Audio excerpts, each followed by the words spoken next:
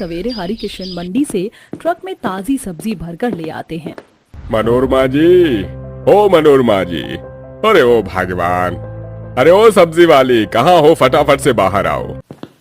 हाँ जी, आ गई। इतना हल्ला गुल्ला क्यों मचा रहे हो? अरे जल्दी से बोरी में सब्जियां निकाल कर हवा लगा दो। तो आज बड़ी बड़ी तंगड़ी करनी है, कहीं ताजी ताजी सब्जी गल न जाए। गर्मी के चलते मंडी में बड़ी महंगी सब्जी हो गई है। मनोरमा सब्जियों की छटाई करने लगती है, तभी उसकी नजर मिर्ची की पन्नी में जाती है। हे राम जी, कितनी सारी मिर्च सड़ गई है, मैं अकेले कितनी सब्जी छाटूंगी। गोपी बेटी, जरा मिर्ची की थैली खोलकर हवा लगा दे और सड़ी गली मिर्च हटा दे। मिर्ची छाटने के नाम से ही गोपी के पसीने छूट जाते हैं। माँ, आपको तो पता है मिर्ची से मेरा 36 का आंकड़ा है, ऊपर से ये मिर्ची कितनी मोटी तीखी है, हाथ जलन करने लगेगा। हे भगवान, कैसी छुई मुई लड़की को पैदा कर दिया है मैंने। मिर्ची साफ करने में इतना डर रही है, कल को मिर्ची खाने वाले ससुराल में शादी हो गई तो कैसे गुजारा होगा। माँ, मुझे मिर्ची खाने वाले खानदान में शादी करके अपने कानों से धुआं नहीं निकलवाना है, तो क्या सारी जिंदगी मायके में कुंवारी बैठी रहेगी? आज मैंने पंडित जी को घर बुलाया है, बता रहे थे तेरे लिए एक बहुत ही अच्छे घर का रिश्ता देख रखा है। नमस्कार मनोरमा जी। पंडित जी, बड़ी लंबी उम्र है, अभी आपकी ही बातचीत हो रही थी। लड़के की तस्वीर लेके आए हैं? जी बिल्कुल, एकदम अव्वल दर्जे का लड़का देखा है। काफी ज्यादा जमीन जायदाद है, अच्छा खासा घर मकान बनवा रखा है, काफी खेती बाड़ी भी है उनकी। जब लड़के वालों का घर परिवार दोनों अच्छा है तो और क्या चाहिए हमें, ये रिश्ता हमें स्वीकार है। ये हुई ना बात मनोरमा जी, आप तो जल्दी से मोतीचूर के लड्डू खिला दीजिए। वैसे इस महीने में विवाह का बड़ा ही शुभ मुहूर्त है, मेरी मानिए तो चटमंगनी पर ब्याह कर दीजिए बिटिया का, वरना लड़का कहीं हाथ से न निकल जाए। ये पंडित जी मेरी शादी करवाने की ज्यादा ही जल्दबाजी नहीं मचा रहे, दाल में कुछ तो काला है। कहते हैं ना, इंसान जिस चीज से जितना ज्यादा भागता है नसीब उसे वहीं खींच कर लाती है। गोपी का हरी तीखी मिर्ची से 36 का आंकड़ा था।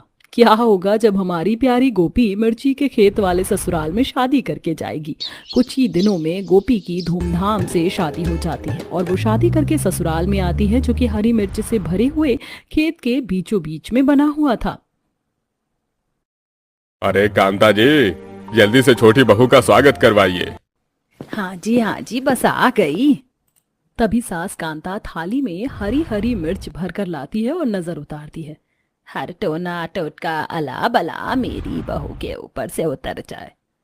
आची, आची।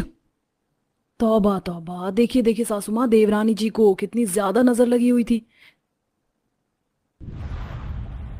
पिंकी भाभी, नजर तो लगेगी ना, छोटी भाभी दूध से भी ज्यादा गौरी चटोरी हैं। सास ननद जेठानी की बात सुनकर गोपी बोलती जा।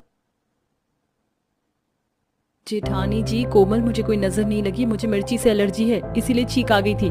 वैसे आप लोगों ने पूरी जगह में मिर्ची की खेती क्यों उगा रखी है? मिर्ची का व्यापार करते हैं क्या? अरे नहीं बहू, ये तो हमने अपने खाने पीने के लिए लगा रखी है। हम सब लोग तीखी हरी मिर्च बड़ी शौक से खाते हैं। ससुर की बात सुनकर गोपी चक्कर खा जाती है। हे भगवान, ये मिर्ची का खेत तो कितनी दूरी तक फैला हुआ, लगता है मेरे मिर्ची के खेत से भरे ससुराल में सब लोग ज्यादा तीखा खाते हैं। पूरा परिवार आराम करने चला जाता है। अगले दिन गोपी नहाकर रसोई में आती है।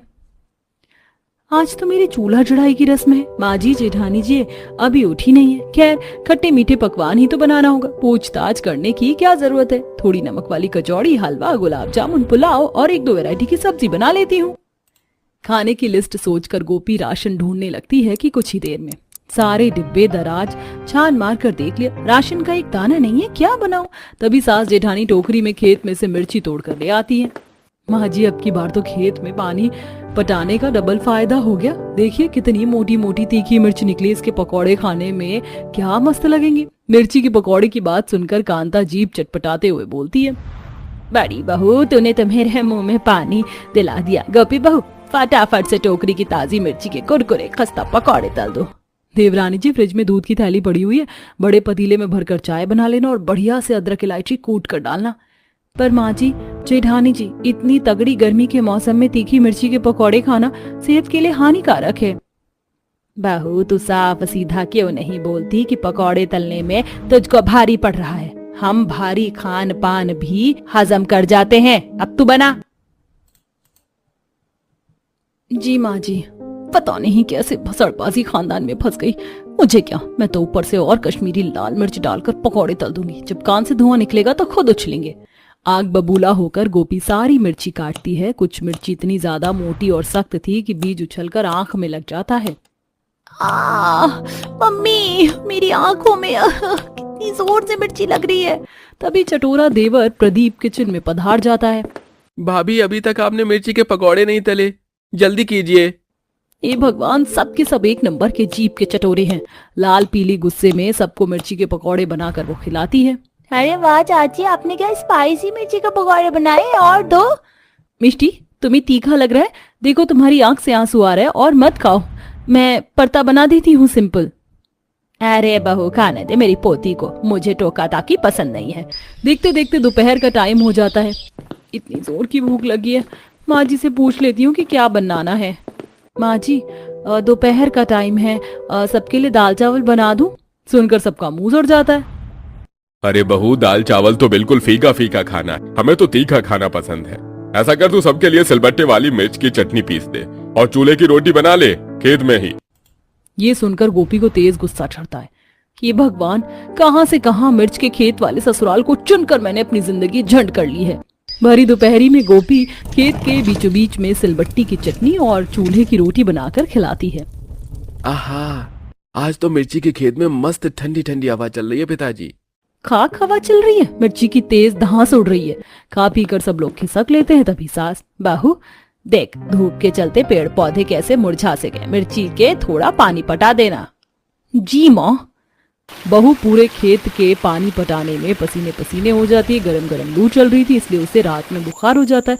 इसी तरह कुछ समय गुजरता है। मिर्ची के खेत वाले ससुराल में गोपी को हमेशा अपने ससुराल वालों की फरमाइश के अनुसार ही खान पान बनाना पड़ता है। कभी मिर्ची के पराठे, मिर्ची की चटनी, सब्जी, अचार, सब कुछ। हे भगवान, ये तीखी मिर्ची वाला खाना खा खा कर मेरे पेट की तो हालत खराब हो गई। आज खिचड़ी बना लेती हूँ। कमजोरी में ही गोपी किचन में जाकर खिचड़ी बनाने के लिए दाल चावल निकालती। तभी दोनों ननद रेशमा कोमल टपक जाती हैं। भाभी, माँ ने ये खेत में से पतली पतली मिर्ची तोड़कर भिजवाई है और कहा है मिर्च की तरीदार सब्जी बना लो। रेशमा, आज मेरी तबीयत बिल्कुल भी ठीक नहीं है, तुम खुद बना लो। मैं अपने लिए धुली मूंग दाल की खिचड़ी बना रही हूँ। दोनों भड़कते हुए कांता के पास आकर एक के दो जोड़कर आग में घी डालकर बताती हैं, जिससे सास राशन पानी लेकर चढ़ जाती है। बहू, हम तुझे अपने इतने बड़े मिर्ची के खेत वाले ससुराल में इसीलिए बहू चुनकर लाए थे जो तू खाना बनाने से इनकार करे। काम की ना काज की, दुश्मन अनाज की। चल अब सब्जी बना और फिर खेत भी साफ करना है। सास के बर्ताव से बेचारी गोपी की आंखों में आंसू आ जाता है। बेचारी भट्टी जितने तपते रसोई में सब्जी बनाती है। मिर्ची छोटी होने के चलते उंगली कट जाती है। आह, मेरी उंगली।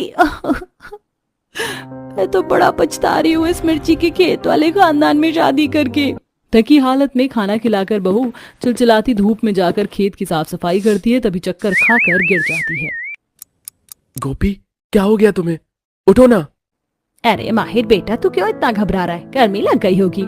माँ, मुझे तो लग रहा है कि भाभी झूठ मूठ में नखरे कर रही हैं। मैंने डॉक्टर को फोन मिलाया, अभी डॉक्टर साहब आकर खुद ही चेकअप करके बता देंगे। दूध का दूध, पानी का पानी हो जाएगा। डॉक्टर जैसे ही गोपी की खराब हालत को देखते हैं तो सबको खूब जोर से डांटने लगते हैं। आप लोगों को जरा सी भी खबर नहीं है अपनी बहू के बारे में। इनकी हालत काफी ज्यादा खराब है। लगता है आपके परिवार वाले मिर्ची का जरूरत से ज्यादा ही सेवन करते हैं। अरे गर्मी के मौसम में ठंडी ठंडी चीज खाई है, मिर्ची खाने से परहेज करिए, वरना बहुत ही भारी पड़ सकता है। डॉक्टर की चेतावनी सुनकर सबका कलेजा जैसे मुंह को आ जाता है। सब लोग आपस में सलाह मशवरा करके अब खेत की आधे से ज्यादा मिर्ची बेच देते हैं और अब अपने खेत में गर्मी के सीजन की हरी सब्जियां जैसे ककड़ी, खीरा, तोरी, बीन्स उगा लेते हैं, जिससे बहू रोजाना बदल बदल कर सब्जी बनाती है और सब लोग खुशी खुशी खाते हैं। खुशी। भैया, अच्छे से एसी फिट